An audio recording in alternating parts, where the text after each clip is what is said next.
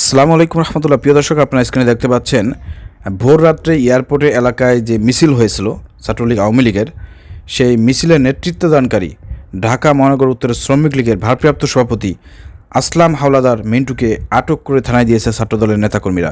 আপনারা দেখতে পাচ্ছেন ছাত্রদলের নেতাকর্মীরা এই শ্রমিক লীগের এই ভারপ্রাপ্ত সভাপতিকে তাকে ধরে নিয়ে যাচ্ছেন থানার দিকে। রাজধানীর খিলক্ষেত এলাকায় নাশকতার প্রস্তুতিকালে স্থানীয় নেতাকর্মীরা দেখে ফেলে এবং ধাওয়া করে বাকিরা পালিয়ে যেতে সক্ষম হলেও মিন্টুকে ধরে ফেলে। এরপরে স্থানীয় ছাত্রদলের নেতাকর্মীরা তাকে থানায় নিয়ে আসে। সারা বাংলাদেশে এরকমের কিন্তু হচ্ছে, প্রিয় দর্শক, আপনারা অবগত আছেন এবং বিভিন্ন জায়গায় আমরা ভিডিওর মাধ্যমে দেখতে পাচ্ছি ছাত্রলীগ আওয়ামী লীগ যুবলীগ মিলে তারা প্ল্যান পরিকল্পনা করে তারা রাস্তায় নামতেছে, মাঝে মাঝে ঝটিকা মিছিল করতেছে। তো এটা তাদের কিন্তু একটা উত্থানের একটা চেষ্টা প্রচেষ্টা। তাদের এই উত্থানের চেষ্টা প্রচেষ্টাকে যদি পুলিশ প্রশাসন দমন করতে না পারে, তাহলে কিন্তু সামনে কিন্তু ভয়াবহ পরিস্থিতি, ভয়ঙ্কর দিন কিন্তু অপেক্ষা করতেছে।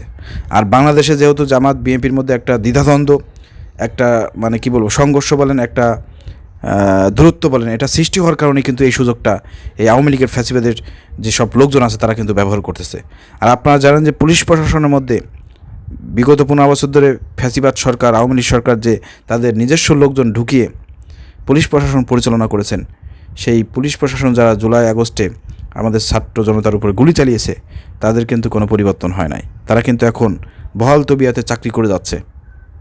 তাদের কিন্তু কোনো পরিবর্তন নাই, কোনো সংস্কার নাই, তাদের বিচারও হচ্ছে না। যার কারণে তারা ওই সুযোগটা করে দিচ্ছে। পুলিশ প্রশাসন ঠিক মতন কাজ করতেছেন না। এই কাজ না করার কারণে কিন্তু এই সুযোগটা আওয়ামী লীগ, ছাত্রলীগের, যুবলীগের এই লোকজন ব্যবহার করতেছে। এই জন্য তারা মাঝে মাঝে ঝটিকা মিছিল করার সাহস পাচ্ছে। এই যে পুলিশ প্রশাসনের মধ্যে সংস্কার দরকার, ফ্যাসিবাদের দোষরদেরকে চাকরিচ্যুত করে এখানে দেশপ্রেমিক লোকদেরকে নিয়োগ দিতে হবে। সারা বাংলাদেশে এখনও বেকার মানুষ কত পড়ে আসে। জুলাই আগস্টে কত মানুষ আপনার আন্দোলন সংগ্রাম করেছে, যারা চাকরির জন্য এখনও আপনার পড়ে রয়েছে, তাদেরকে চাকরিতে ঢুকায়, পুলিশ প্রশাসনে ঢুকাই দেন, দেখবেন যে সব ঠিক করে দিয়েছে তারা। এই কাজগুলো করতে হবে, নাহলে কিন্তু আগামী দিন কিন্তু আবারও ফ্যাসিবাদের উত্থান হওয়ার সম্ভাবনা থাকবে।